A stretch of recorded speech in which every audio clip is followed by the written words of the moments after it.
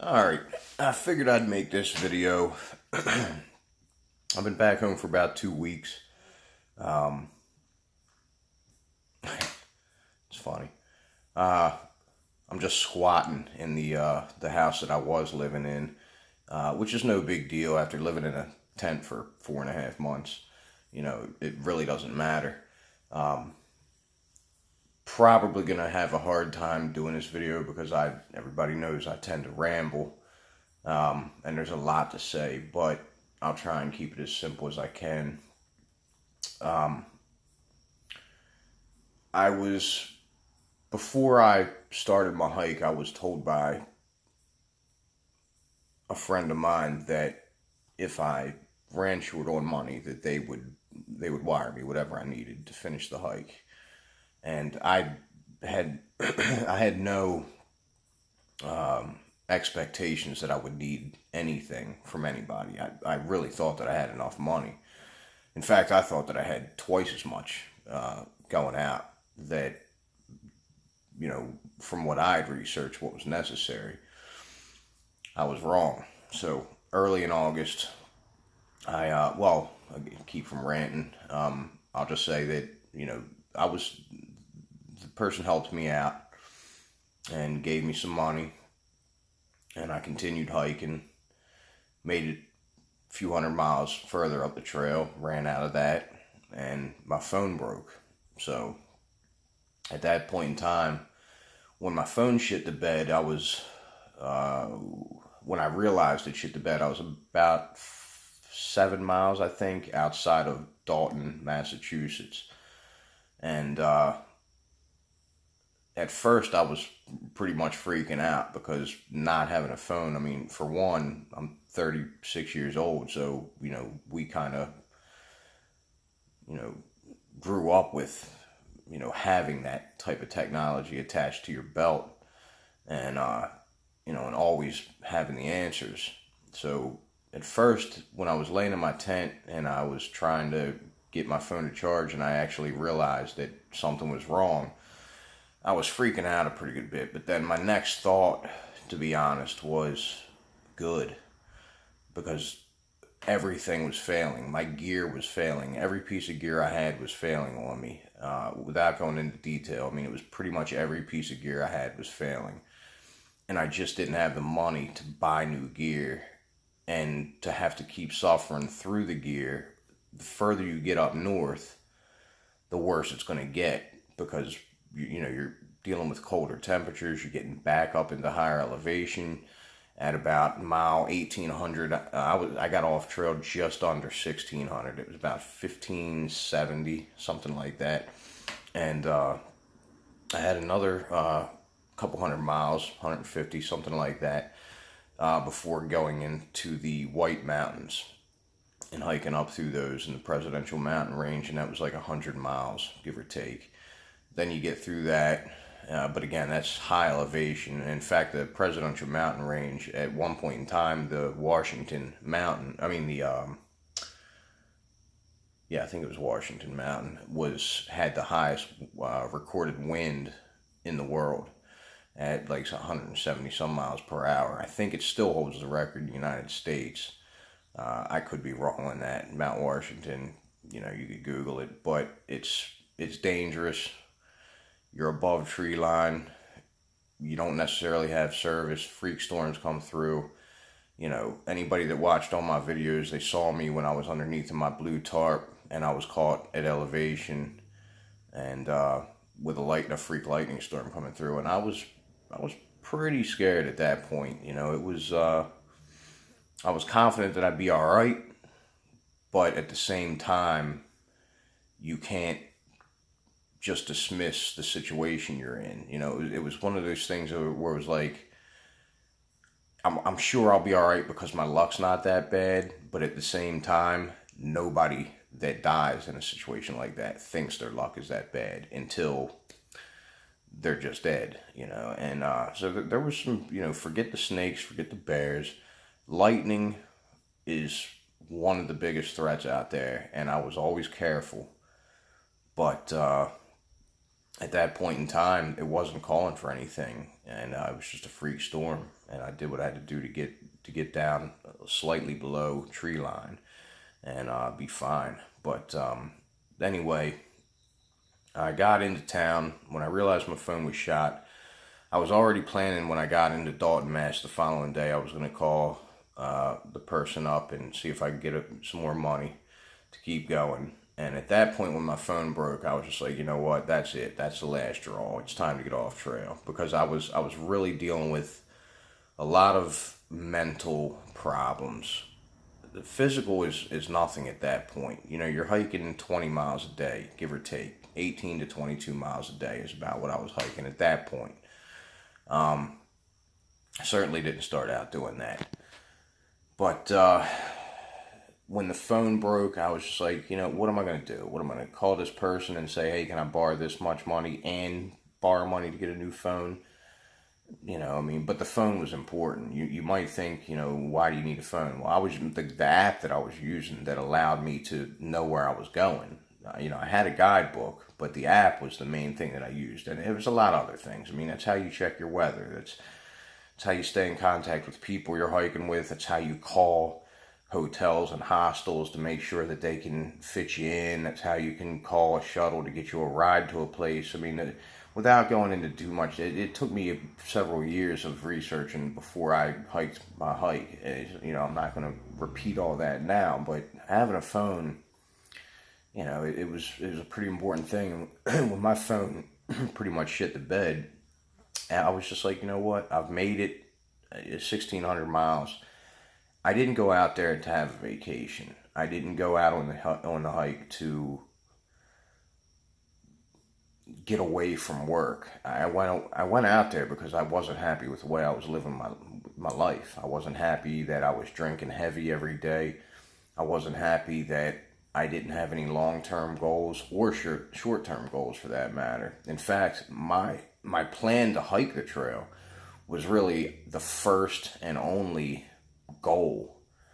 And I would say long-term goal, even though it was only 3 years in the planning. I would say it was the only long-term goal that I'd ever had in my life. Not plan, but goal. You know, I mean, I planned a lot of things. You know, I went to school. I did 6 months and got my A license. I got a trucking job. You know, I did other things that I actually put one foot in front of the other and got done. But they were more of a means to an end. And this hike was that. The hike was a means to an end, because I was hoping with that much time on the trail that I would have enough time walking 10, 12 hours a day. Sooner or later, you're going to run out of podcasts and music and things like that to listen to, that you're not going to be able to do anything but think about what it is that you want out of your future, or what it is I want out of my future, would be a better way of saying it. And at that point, I had that. You know, I mean, you know, if you've watched my videos, I talked about it as far as, you know, food truck, you know, trying to start a business of some kind, whatever that may be. But, you know, at the end of the day, I felt the reason why I started the hike was because I felt like my life was the movie Groundhog Day. And if you haven't seen it, check it out. If you have, you know what I mean. Living the same day over and over. That was my life. The hike would have broken up that monotony. The problem is that the hike became the monotony. Get up, walk 20 plus miles a day, and then which was fine when I was still working out what I wanted to do with the rest of my life. The problem was, once I figured out what I wanted to do with the rest of my life, that's when everything became Groundhog's Day all over again. Because I felt like, why am I getting up and doing this when at this point, now that I know what I want to do, I need to go home and get started on that. That's the next hill to climb. That's the next hike, you know, whatever, however you want to word it. That's how I looked at it. I was like, you know, I've climbed hundreds of mountains since I've been out here. I've walked 1,600 miles in 4.5 months. I lost 60 pounds in 3 months, probably 70 to 75 in the 4.5 I was out there. And I just weighed myself. I'm 177, so I'm 2 pounds heavier than I was. But when I came home, I was like 172. I wasn't losing as much in the last month or so. My body kind of settled down, and also the terrain wasn't as difficult going through Pennsylvania, Maryland, New Jersey, New York. Wasn't anywhere near as it was in Georgia. It was about to start getting rough again. I think if I'd have stayed out there, I'd have probably lost another 15, 20 pounds in the last 600 miles easy. But also the weather wasn't as bad either. I'm sweating a lot more in mid to late June and through mid-July. Further I get up north later in the year, it's going to be cooler. I'm not sweating as much. That's how it works. But yeah, I don't regret not finishing because I don't feel like I didn't. I feel like I did what I went out to do. I set out to learn something about myself. I set out to try and figure out what was it going to do. I'm 36 years old. Where am I going to be when I'm 46? Am I still going to be roofing? Don't want to be. If I am, it'd be nice if I was running my own company, but which would be fine. It wouldn't be great. I don't want that, but it would be better than working for somebody else. And even my boss, if he saw this, would say, "Yep, that's true." Otherwise he wouldn't be running his own company. He'd still be working for somebody else. There's a reason why people start their own companies. It's because they want to make the majority of the money. So I'd gotten to that point. I'd gotten to the point where I felt like every day out there was a day that I could have been home working to save up money so that 5 years down the road, 6 years down the road, I could actually have whatever it is that I want to have. And every day out there was just a postponement of that. And, it was very hard to mentally push through that and say, no, I want to finish. Because I never wanted to finish. I mean, I did. I thought I did. I did and I didn't. There was nothing I wanted more before I started my hike than to summit Katahdin and have that summit picture and say, I did it. I'm a through hiker. You know what? I'm still a fucking through hiker. Go fuck yourself. If you think hiking 1,600 miles instead of 2,200 miles doesn't make you a through hiker, I really don't care. Go out there and hike 500, then come and talk to me. It's nothing's changed. Nothing would change from that 600 miles from 16 to 22. Everything that I've already experienced at that point, there's nothing that I'm going to experience in the next 600 other than scenery. That's it. I already went through it all. The cold, the heat, the dehydration, the hunger. I've been there, done that. I don't have to prove anything to myself. I don't have to prove anything to anybody else. And it was actually kind of interesting because when I came home, I was kind of getting a little bit of flack from people saying, man, what the hell? I thought you were going to finish and this and that. It's like, dude, I didn't go out there for you. I went out there for me. I went out there because I was fucking up in life and I wasn't happy with my life. I was given an opportunity through building up relationships with bosses and companies and also saving up money that allowed me to do this and still have a job to come back to. I gave up my home, which is actually why I'm squatting in this fucking house for the night. I'm just living in my car for a couple weeks until I get a down deposit for a place, which is fine. Again, friends and family are offering to help.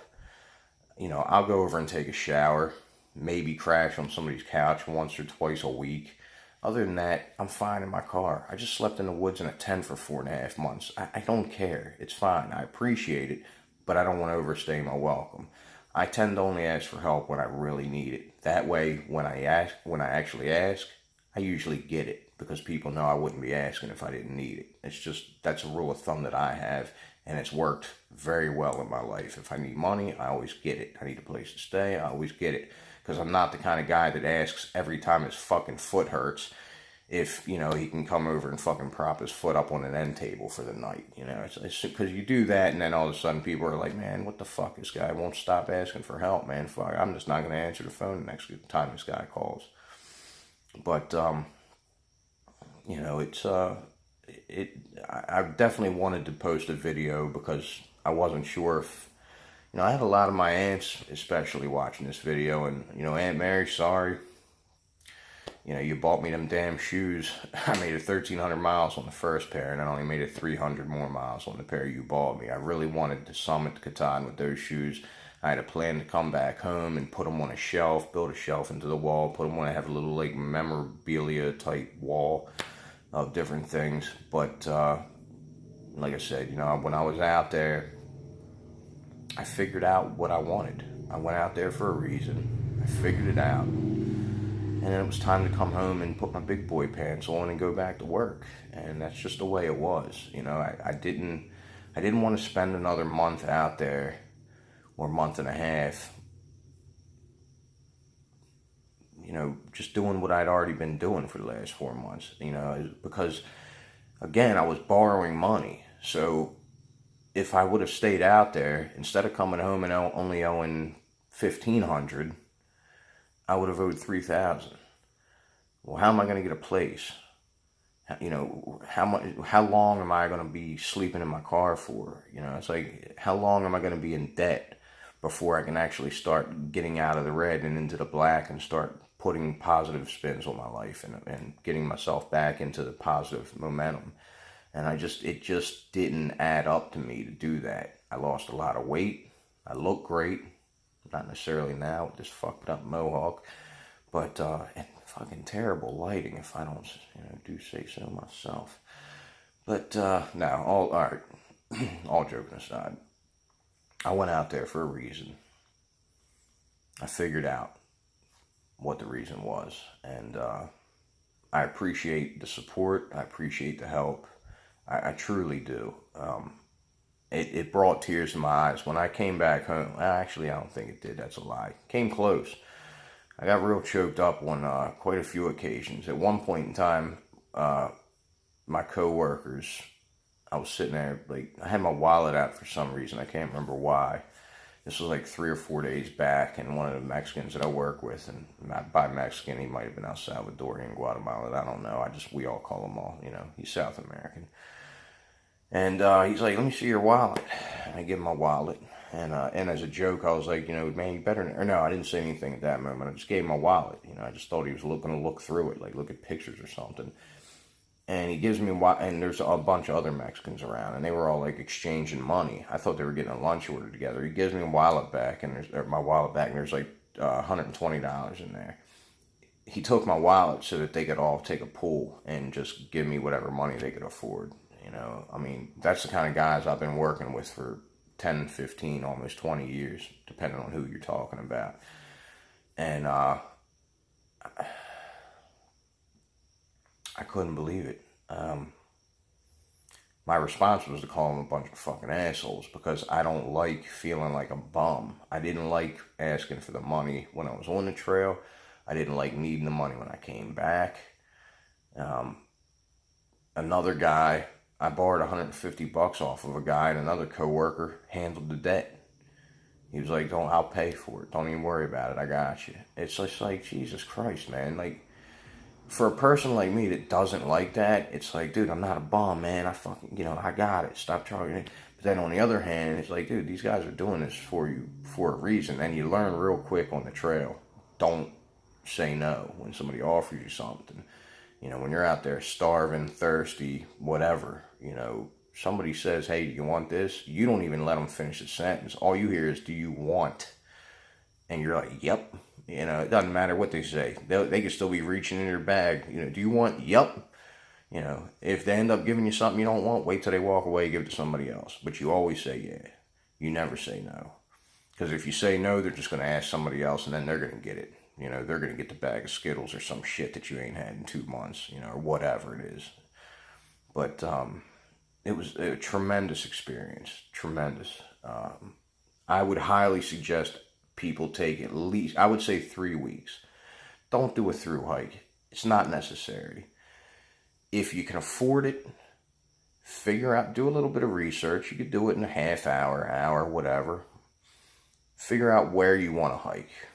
You could probably Google best parts of the Appalachian Trail and just go out for 3 weeks. That way, as soon as you're starting to get tired of it, you're done and you go back home. You get to experience everything that I experienced in a condensed version, and then you can go back to the real world. Highly worth it, and it'll probably only cost you not $1,000 would be more than enough, you know, minus the cost to get down there and get back. 1,500 would more than cover it. That's what most people spend on a vacation. You can go to Miami, Ocean City, whatever. Take $1,500. It might not sound that interesting at the time. And if you don't have anything that you need to learn in life, don't do it. You know, I mean, if you got life figured out, hey, I'm not knocking you. You know, if you're good, great. I wasn't. So that's why I did it. But again, thanks to everybody. I just wanted to make a video just saying that, you know, I'm sorry. You know, I told everybody that I was going to do it. 3 years, anybody that would listen, I told homeowners. You know, I mean, I'd segue hiking the AT into any conversation. It didn't even matter. You know, I'd be talking about having a bad back, and somebody, oh yeah, I just had back. Oh, speaking of back surgery, I'm about to go hike the Appalachian. I mean, it had nothing to do with anything, you know. And somebody, you know, oh man, yeah, I got this dog. Oh yeah, speaking of dogs, you know, I'm about to hike the Appalachian Trail. There's going to be a lot of people with dogs. It didn't matter. I was so excited about it. And I told anybody that that's what I was doing. And I'm doing the same thing now that I'm back. Can't help it. But, yeah, it was surreal. It was a surreal experience, and but the homesickness that I was getting, that was really what got me in the end. To narrow it down, it was homesickness. One time in my life before now, or before then when I got off the trail, there's only one other time that I felt that feeling of this weird feeling in the pit of your stomach, was when I was driving tractor trailers, and I only did that for 6 weeks. But it was when you were sleeping in the back of a truck on the side of a road in freaking Tennessee or Mississippi, and you'd been out for a while, and it sucked, because there was nobody to talk to. There was nobody to hang out with. And I'm a pretty solitary guy. I'm all right with being alone. 4.5 months in, you know, shit gets old. It gets old. I don't want to say quick, because it took 4.5 months, but it gets old. And I just had enough, you know, and I didn't see, I will regret not, like, I literally got off trail 100 miles before the best scenery. But the mountains ain't going anywhere. I can go back. I don't need to be a thru hiker. I wanted to come back and have a license plate that said AT thru hiker, you know, in whatever way to do that in 7 letters, or just thru hiker. You know what? I'll just put AT hiker. It's 7 letters. Fuck it. You know, doesn't matter. I still learned a lot. Still had a great time. Who gives a shit, you know? So, anyway, yeah. Sorry I didn't make it. Sorry, Aunt Mary, that you spent your money on my shoes and only made it 300 miles. I'm still wearing them for work, so they're still getting good use out of them. But, like I said, I appreciate the support. I really do. That was actually something I looked forward to when I post. A lot of times I posted videos, even though I didn't have anything to say. I was just posting them because I couldn't wait to see what kind of reaction I got. And it made a difference. You know, if it wasn't for my gear failure, and it wasn't for my phone breaking, and it wasn't for the fact that I couldn't get a hold of the guy that was going to wire me some money, I'd still be out there. That's, you know, I literally got a ride from a hiker that was going back to North Carolina, and he offered to give me a ride. And he was like, dude, well, you got 1 hour to decide. He's like, you can use my phone, call your boss. Well, all right, cat's out of the bag there, because I don't know how to edit, but he's like, yeah, you can fucking try and get money, or he's like, but it's 12 o'clock, we're leaving at 1. And I knew him. I knew his mother that had came out to hike with him for 3 days, and she was going to be taking him back to North Carolina. And I said, well, if you plot the course to where you're going, if it takes you down 95, which I think it will, I live 15 minutes from 95 in Baltimore. And if you're willing to take me back, I'd be most grateful, because I was down to $1 in my wallet. And there was no fucking way in hell I was going to pass up a lottery ticket like that, you know, not having heard anything from my boss. And my boss, it was, and you know, no disrespect to my boss, he doesn't, you know, I was calling from random people's phones. You know, I mean, like he didn't know. You know, I mean, he would have helped. I know he would have helped, and I said that to them. I was like, dude, he's not trying to rip me off. He wanted me to hike. He offered to help. I was like, he's just not getting my information. They're like, well, you know. I was like, yeah, I can either stay here and you guys can leave, or I can, you know, and I can hope for the best and be down to $1 with no food, no water, no phone, or I can just hop in the car with him and in 6 hours be back home. So that's what I did. 3 hours into the ride, my boss called, and he was going to wire me the money. So that's my fucking luck, but it's my fault. I should have had the money. You know, that's life. You know, if I'd have did the research right, I would have been fine. So it wasn't on him. It wasn't his job to take care of me.